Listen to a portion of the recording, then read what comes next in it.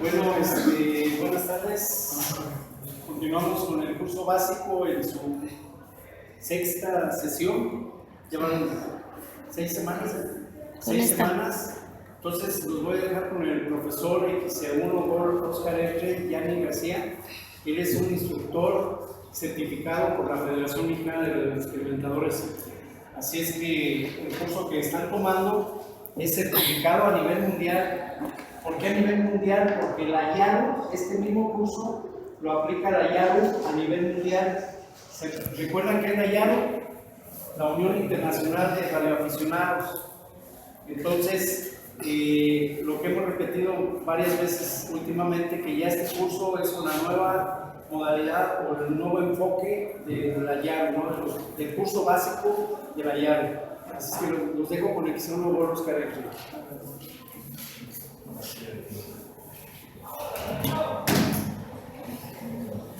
Los jóvenes ya me presentó el chapraca como siempre sobre todos, soy Jenny y yo les voy a presentar el tema que toca, que es seguridad en las emisiones radioeléctricas. Como sabrán, como radioaficionados trabajamos con ondas de radio, como saben son energía y por ende tienen ciertos cuidados que hay que tener al manejarla. Así como trabajan ustedes con los enchufes, que es energía alterna, 120 volts, también en la RF hay que tener cuidado, no es algo de juguete. La introducción. Como saben, la práctica de la radioafición, ya se hemos platicado, es segura, no supone ningún riesgo usualmente hacia la salud o integridad de las personas. ¿Por qué? Porque toda la vida, a lo largo de que nosotros existimos aquí, estamos expuestos a campos electromagnéticos, ya sea en el campo electromagnético del Tierra, o ya sea, por ejemplo, las tormentas eléctricas, generan campos electromagnéticos, como saben, o sea, los rayos los generan. Entonces, no es que nuestros cuerpos ni de los animales estén tan ajenos a la radiofrecuencia. En los últimos años, obviamente, se ha incrementado bastante la radiofrecuencia con la que vivimos. No es lo mismo, por ejemplo, en los 1700, después en los últimos 100 años, que fue cuando se pegó todo el boom de la radiofrecuencia. Obviamente, el ambiente ya no es el mismo. La manera en la que estamos expuestos a recibir radiaciones no ionizantes ha crecido bastante. Primero que nada, sabemos que hay dos tipos de radiaciones. No sé si ustedes ya sabían que hay ionizantes y no ionizantes. En clases de física vas a haberlo escuchado alguna vez. Las radiaciones ionizantes son las que son capaces de provocar, como suelo decir, ionización en los átomos. Esto puede generar cambios en la estructura de una sustancia. Y también están las no ionizantes, que son las que vamos a trabajar nosotros mayormente, que son las de radiofrecuencia. La energía de la radiofrecuencia se considera no ionizante porque su frecuencia es muy baja para ionizar los átomos. Desde el inicio de la radio se sabe que la RF puede ocasionar lesiones. Eso desde los primeros días. Es más, yo creo que de lo primero que se dieron cuenta de trabajar con RF fue que podía ocasionar quemaduras. Eso yo creo que fue lo primero. Tenemos dos tipos de efectos en la radiofrecuencia. O sea, los efectos que nos pueden provocar nosotros o animales, o sea, seres vivos, que son efectos térmicos y efectos atérmicos. Los efectos atérmicos son los que no vemos, y los efectos térmicos son aquellos que nosotros podemos ver y sentir. Por ejemplo, los tejidos expuestos a altos niveles de RF pueden sufrir quemaduras. Esto es por el calentamiento. Los efectos dependen obviamente de la frecuencia, de la densidad de potencia. Eso es. Bueno, la densidad de potencia es algo muy importante que hay que tenerlo en cuenta, porque no nada más la frecuencia es la que afecta. Y también incluso la polarización de la onda puede decir si nos afecta o no nos afecta a nosotros esa señal. El calentamiento inducido por RF puede provocar ceguera, como deben saber, esterilidad. Por algo nos dicen a veces los que creen que los celulares afectan a la salud. En otra vez celular, aquí muy cerca de ahí, porque les puede ocasionar esterilidad cuando los niveles de potencia están muy altos. Entre otras lesiones, quemaduras, la mano se les hincha, cosas así. Todo va a depender de la densidad de potencia, de la frecuencia, que no sé qué se ustedes de un tema. Hay evidencias de afectaciones biológicas causadas por campos magnéticos, no nada más electromagnéticos. También se ha probado que simplemente los campos magnéticos han ocasionado cambios en la estructura de moléculas de la persona. Entonces también hay que tomarlos en consideración. Como saben, las ondas electromagnéticas tienen dos componentes, una de campo eléctrico y una de campo magnético. Son ortogonales entre ellos. pero también por 5 campos magnéticos muy fuertes pueden ocasionar daño. Por ejemplo, aquí podemos ver un caso de una, en la mano, esto está aquí, de una quemadura leve por RF por trabajar con una antena que estaba energizada. No tenemos el dato aquí de con cuánta potencia o qué frecuencia, pero te ocasiona una quemadura. Si te le quedas agarrado ahí un rato, pues sí te deja un manchón ahí. Entonces, hay que tener bastante cuidado para trabajar con antenas. Seguimos con los efectos térmicos. A frecuencias cercanas a la frecuencia de resonancia, el cuerpo de la RF se absorbe más eficientemente. No sé si ustedes ya han manejado en alguna clase el concepto de resonancia.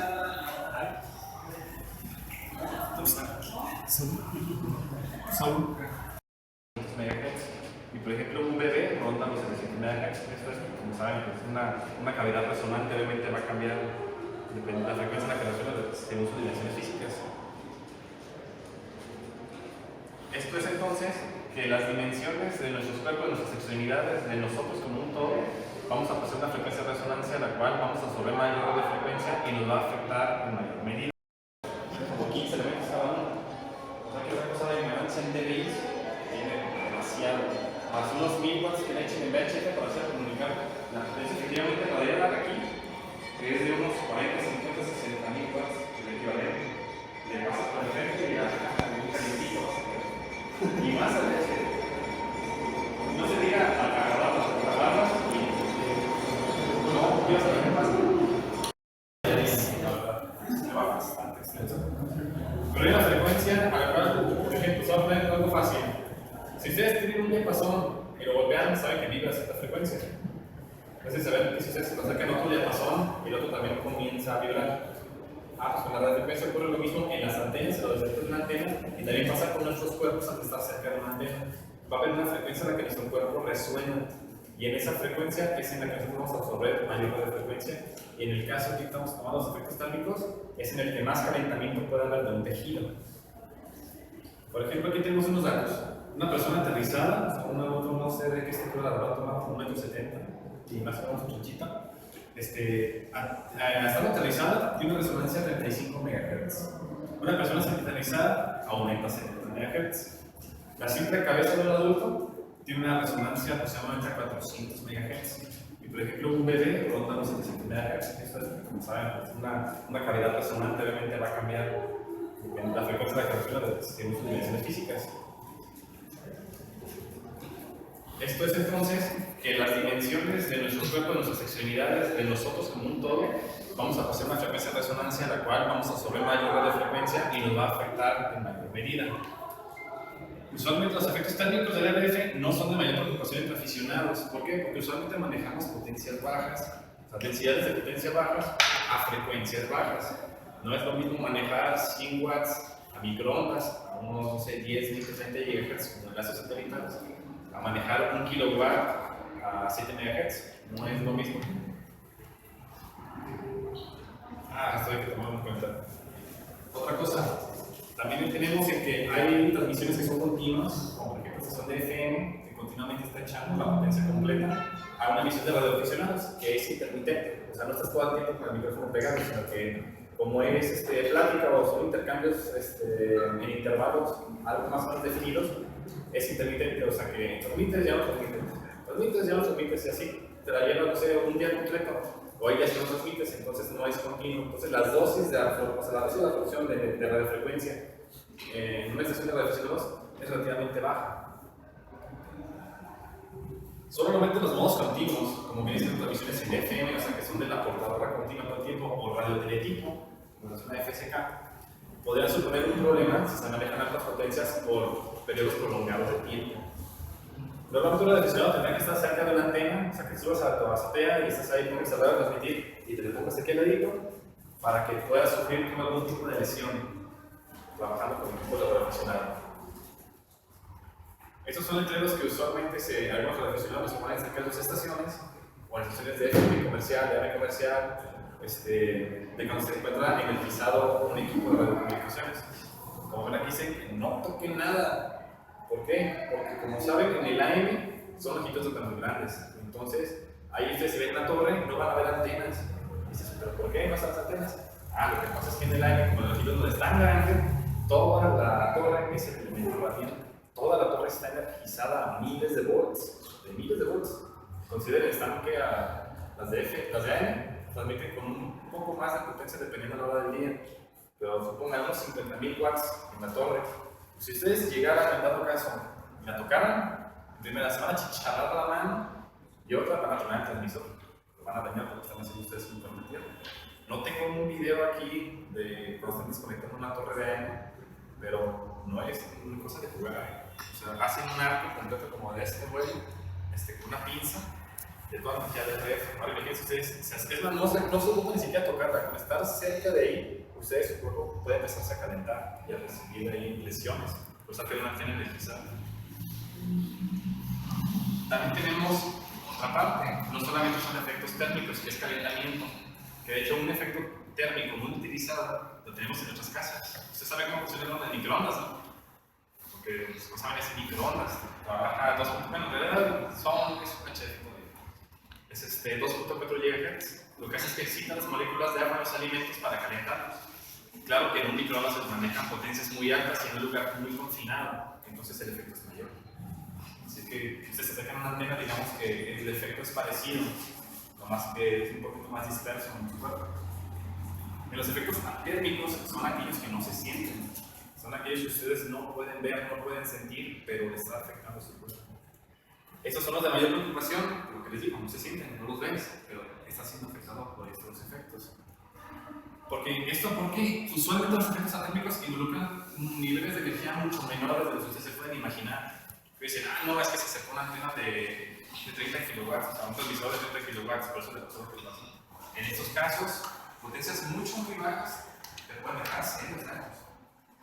Tenemos investigaciones en este ámbito de las atérmicas, que son epidemiológicas y de laboratorio. Son dos, y las dos llegan a diferentes conclusiones, aunque de las dos podemos luego vamos a salir con la conclusión de que no hay pruebas concluyentes sobre el cáncer y toda esa educación de la red.